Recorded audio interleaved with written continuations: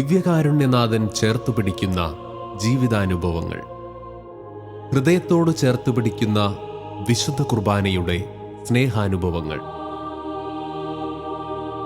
ഇത് ഭൂപ്രകൃതിയാൽ ഏറെ സങ്കീർണമായ അരുണാചൽ പ്രദേശിൽ പ്രേക്ഷിത ശുശ്രൂഷ നിർവഹിക്കുന്ന കപ്പുച്ചിൻ വൈദികനായ ഫാദർ യേശുദാസ് പി ജോസഫ്.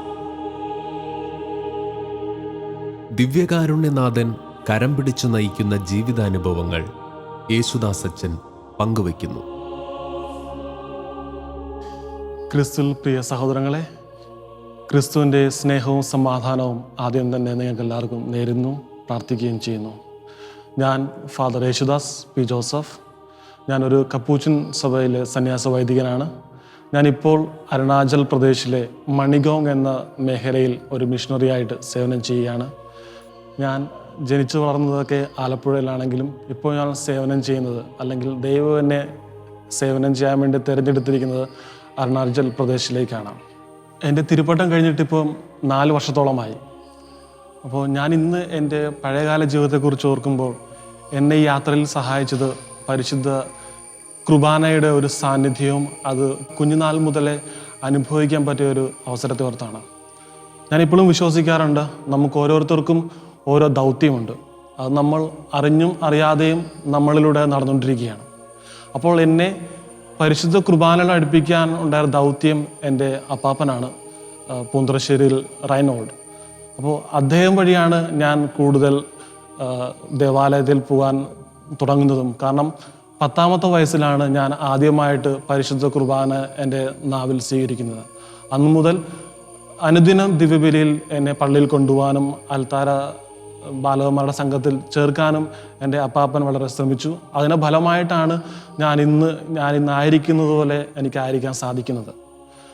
മാത്രമല്ല, ഞാൻ ഇത്രയും പുരോഹിതന്മാരുടെ കൂടെ അടുത്തിരുന്ന് ദിവ്യബലി സംബന്ധിച്ചപ്പോൾ അന്നൊന്നും എനിക്കിതിൻ്റെ അർത്ഥമൊന്നും അറിയത്തില്ലായിരുന്നു. പക്ഷേ ഞാൻ ഓരോ പുരോഹിതനും തൻ്റെ കൈകളിൽ യേശുവിൻ്റെ തിരുരക്തവും തിരുശരീരം എടുക്കുമ്പോൾ ആ വിശ്വാസികളുടെ ഇടയിൽ നിന്നും നിലവിളി ഉയരുമായിരുന്നു.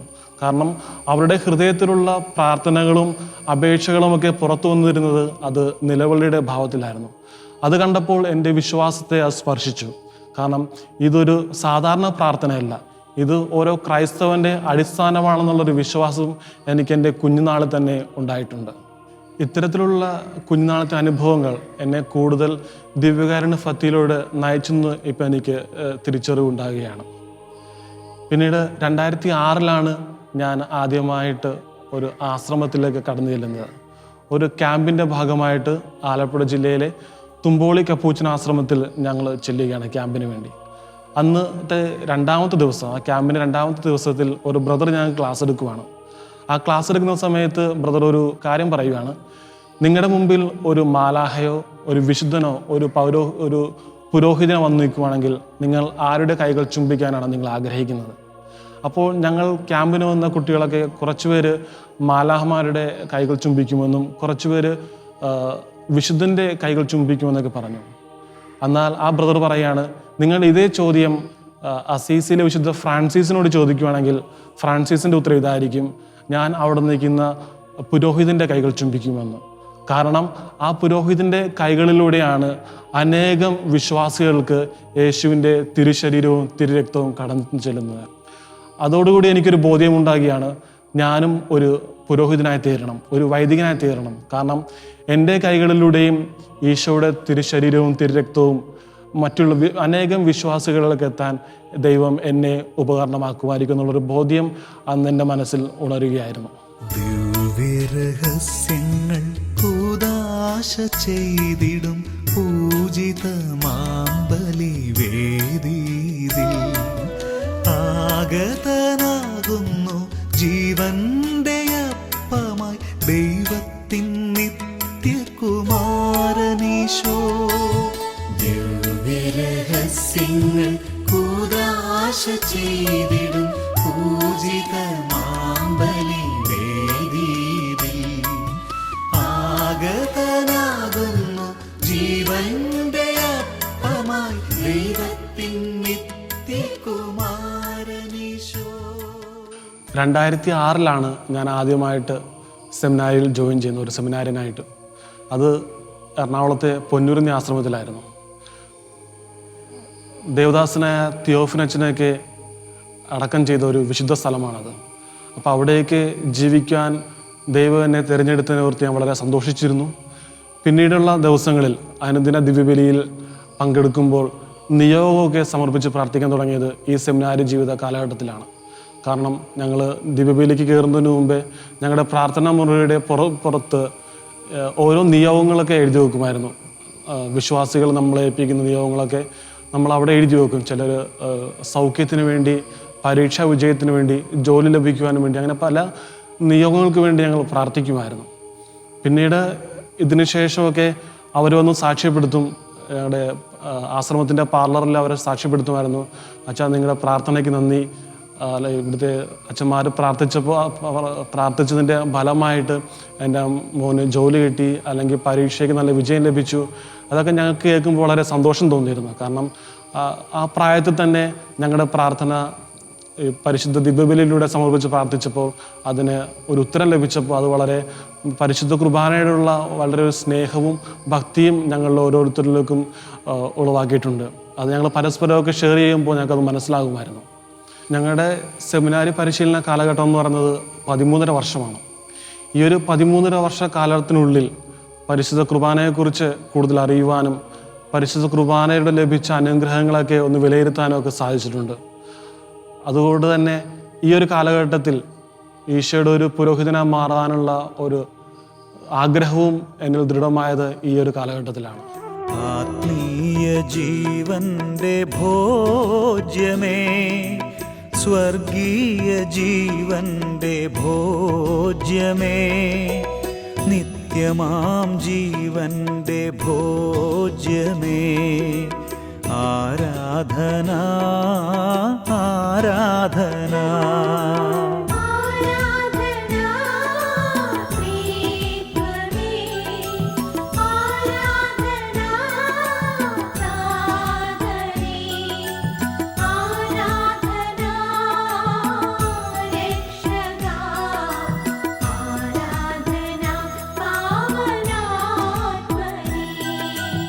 രണ്ടായിരത്തി 19 എൻ്റെ പൗരോഹിത്യ സ്വീകരണം.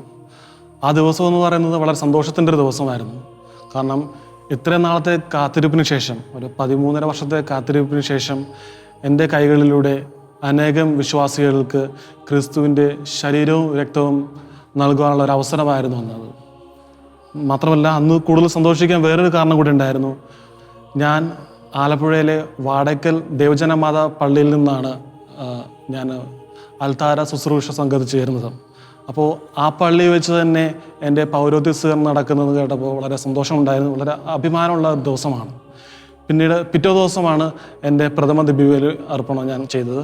അത് ആലപ്പുഴയിലെ തുമ്പോളി ആശ്രമത്തിൽ വെച്ചായിരുന്നു. അന്ന് വളരെ സന്തോഷത്തിൻ്റെ ഒരു ദിവസമായിരുന്നു. മാത്രമല്ല, കാരണം കുറേ നാളത്തെ കാത്തിരിപ്പിന് ശേഷം, കുറേ പ്രാർത്ഥനകളുടെ ഒടുവിൽ ഞാനൊരു ലക്ഷ്യസ്ഥാനത്തേക്ക് എത്തിച്ചേർന്നിരിക്കുകയാണ്. ഒരു പുരോഹിതൻ, ക്രിസ്തുവിൻ്റെ ഒരു പുരോഹിതനായി മാറുവാനുള്ള അനുഗ്രഹം ലഭിച്ചിട്ട് ആദ്യമായിട്ട് ദിവ്യബലി അർപ്പിക്കുകയാണ്. അന്ന് വളരെ സ്വർഗം തുറന്നൊരു അനുഭവമായിരുന്നു. കാരണം എൻ്റെ മനസ്സിലും ഭയങ്കര സന്തോഷത്തിൻ്റെ ദിവസമായിരുന്നു. ക്രിസ്തു അയോഗ്യനായി എന്നെ തിരഞ്ഞെടുത്തു. എന്നിലൂടെ ഈ പാപിയായ എന്നിലൂടെ അനേകം വിശ്വാസികൾക്ക് ക്രിസ്തുവിൻ്റെ ശരീരവും രക്തവും പകുത്തു നൽകുവാനായിട്ട്. പരിശുദ്ധ കുർബാന എന്നത് വളരെ അമൂല്യമായ ഒരു ഈശോയുടെ സമ്മാനമാണ്. ആ സമ്മാനത്തിൽ ഈശോയുടെ ശരീരവും ഈശോയുടെ രക്തവും ഈശോയുടെ ആത്മാവും നിറഞ്ഞ ഒരു സമ്മാനമാണ് ഈശോ നമുക്കായിട്ട് സമർപ്പിച്ചത്. അപ്പോൾ അത് ചൊല്ലുവാൻ, അത് മറ്റുള്ളവർക്ക് എത്തിക്കുവാൻ വേണ്ടി ഈശോ ഞങ്ങൾ ഓരോരുത്തരെയും, ഓരോ പുരോഹിതന്മാരെയും തിരഞ്ഞെടുത്തതിന് ഓർത്ത് ഞാൻ അന്ന് വളരെ സന്തോഷിച്ചിരുന്നു. ഓർഡിനേഷന് മുമ്പ് തന്നെ നമ്മൾ ഇൻവിറ്റേഷൻ കാർഡൊക്കെ അടിക്കുമ്പോൾ നമ്മൾ ഓരോ പുരോഹിതരും ഓർഡിനേഷൻ മോട്ടോ വെക്കാറുണ്ട്. അപ്പോൾ എൻ്റെ മോട്ടോ ഇതായിരുന്നു. വിശുദ്ധ ലൂക്കായുടെ സുവിശേഷം 15-ാം അധ്യായത്തിലെ 2-ാമത്തെ വാക്യമായിരുന്നു. ഈ മനുഷ്യൻ പാപികളെ സ്വീകരിക്കുകയും അവരുടെ കൂടെ ഭക്ഷണം കഴിക്കുകയും ചെയ്യുന്നു. ഇതെടുക്കാനുള്ള കാരണം യേശുവിൻ്റെ മേശയ്ക്ക് ചുറ്റും എപ്പോഴും കൂടിയിരുന്നത് പാവപ്പെട്ടവരായിരുന്നു, അല്ലെങ്കിൽ സമൂഹം പാപികളെന്ന് മുദ്രവെച്ച മനുഷ്യരൊക്കെയായിരുന്നു. അപ്പോൾ തുടർന്നുള്ള എൻ്റെ ജീവിതം ഇങ്ങനെ സമൂഹത്തിൽ സമൂഹം വേണ്ടെന്ന് വെക്കുന്ന ആൾക്കാരെയും അല്ലെങ്കിൽ അവരോടൊക്കെ ചേർത്ത് പിടിക്കാനുള്ള ഒരു ജീവിത യാത്രയിലാക്കിയായിരുന്നു ഞാൻ എൻ്റെ സുവിശേഷവൽക്കരണ ജീവിതവുമായിട്ട് മുന്നോട്ട് പോകാൻ ആഗ്രഹിച്ചത്. അതിനോടൊപ്പം തന്നെ സഭ എന്നെ അയച്ചത്, കപ്പുച്ചൻ സഭയിലെ അധികാരികൾ എന്നെ അയച്ചത് അരുണാചൽ പ്രദേശിലേക്കാണ്.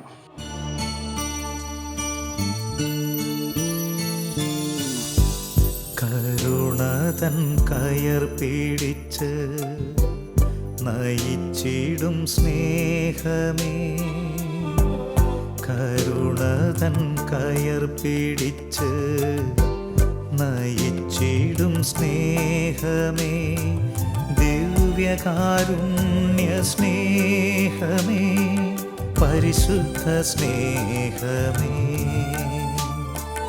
ദിവ്യകാരുണ്യ സ്നേഹമേ, പരിശുദ്ധ സ്നേഹമേ. 2019 മാർച്ച് മാസത്തോടുകൂടിയാണ് ഞാനൊരു വൈദികനായിട്ട് അരുണാചലിലേക്ക് അയക്കപ്പെട്ടത്. അപ്പോൾ അവിടെ ചെന്നപ്പോൾ ആദ്യമായിട്ട് കുർബാന എല്ലാം കിട്ടിയൊരു അവസരം എന്ന് പറയുന്നത് വളരെ ചെറിയൊരു ദേവാലയം, മുള കൊണ്ടും ഓല വെച്ചും ഉണ്ടാക്കിയ ചെറിയൊരു ദേവാലയത്തിൽ വെച്ചാണ് ആദ്യമായിട്ട് എനിക്ക് കുർബാന ഉള്ള ഭാഗ്യം ലഭിച്ചത്. അവിടെ പരിശുദ്ധ കുർബാന അർപ്പിക്കുന്ന സമയത്ത് എനിക്ക് തോന്നി ഞാൻ ഈശോയുടെ പുൽക്കൂട്ടിൽ നിന്നുകൊണ്ട് കുർബാന അർപ്പിക്കുകയാണ്. കാരണം അത്രയും ഒതുങ്ങിയ സാഹചര്യത്തിൽ വിശ്വാസികൾ വന്ന് നമ്മളോട് പ്രാർത്ഥിക്കുകയും അവർക്ക് വേണ്ടി ദിവ്യബലി അർപ്പിച്ചപ്പോൾ വളരെ സന്തോഷമുണ്ടായി. എന്നാലും ആദ്യമായിട്ട് കുർബാന അർപ്പിച്ചപ്പോൾ അവരുടെ ഭാഷ അറിയാതെ, അവരോട് കൂടി എങ്ങനെ സംസാരിക്കണമെന്നറിയാതെ ഇത്തിരി ബുദ്ധിമുട്ടുകളൊക്കെ ഉണ്ടായിരുന്നെങ്കിലും പക്ഷെ പിന്നീടുള്ള ദിവസങ്ങളിൽ യേശുവിൻ്റെ സഹായത്തോടുകൂടി, യേശുവിൻ്റെ ദിവ്യബലിയുടെ ശക്തിയാൽ അതൊക്കെ ഓവർകം ചെയ്യാൻ നമുക്ക് സാധിച്ചിട്ടുണ്ട്.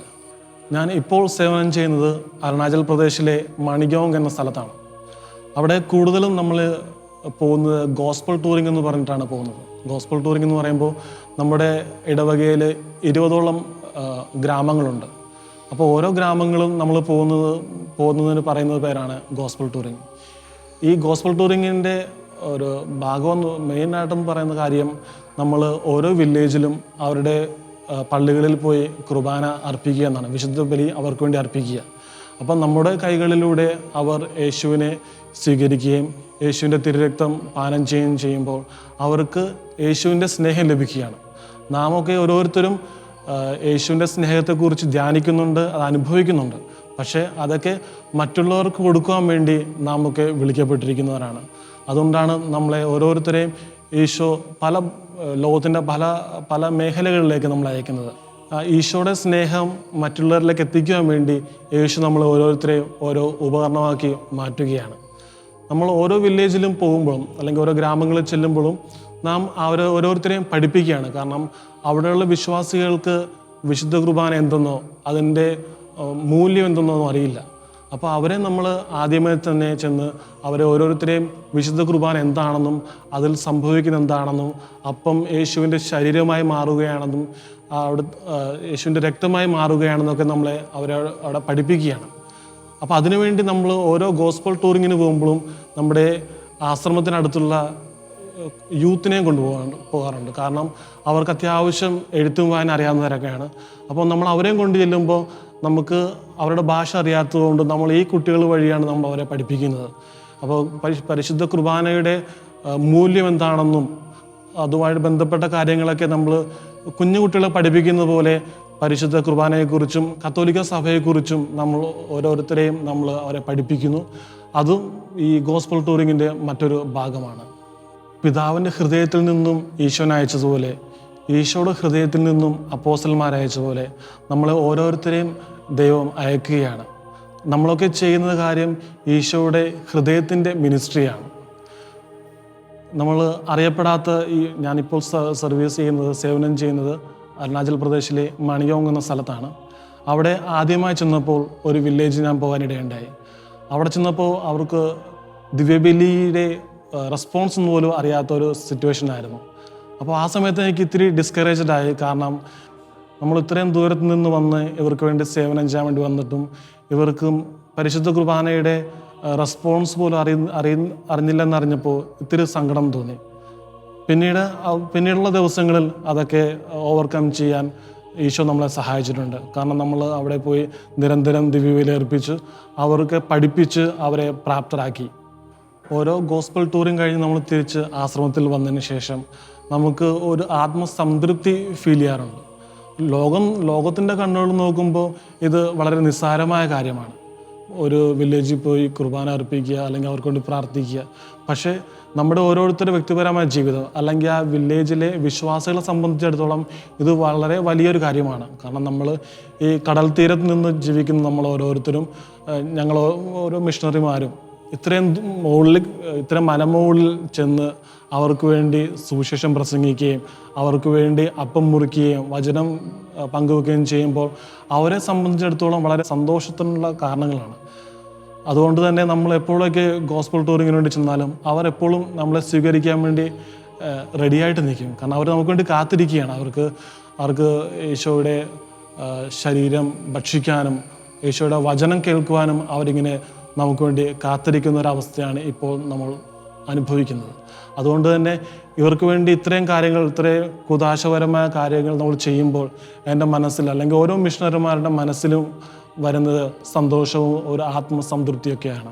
ആത്മീയ ജീവന്റെ അപ്പമായി നിത്യമാം ജീവന്റെ ഭോജ്യമായി ആഗതനാകുന്നു യേശുനാഥൻ, ദിവ്യകാരുണ്യ സ്വരൂപനായി. ആത്മീയ ജീവന്റെ അപ്പമായി നിത്യമാം ജീവന്റെ ഭോജ്യമായി ആഗതനാകുന്നു യേശുനാഥൻ, ദിവ്യകാരുണ്യ സ്വരൂപനായി. ഈ ഒരു അടുത്ത കാലത്ത് ഏകദേശം 1.5 മാസം മുമ്പ് ഈ ഈസ്റ്റർ ഹോളി വീക്കിൻ്റെ സമയത്ത് ഒരു അനുഭവം ഉണ്ടായി. ഞാൻ 8 കുട്ടികളുമായിട്ടാണ് ഓരോ വില്ലേജുകളിലും ഗോസ്പൽ യാത്രയ്ക്ക് വേണ്ടി, ഗോസ്പൽ ടൂറിന് വേണ്ടി ഇറങ്ങിയത്.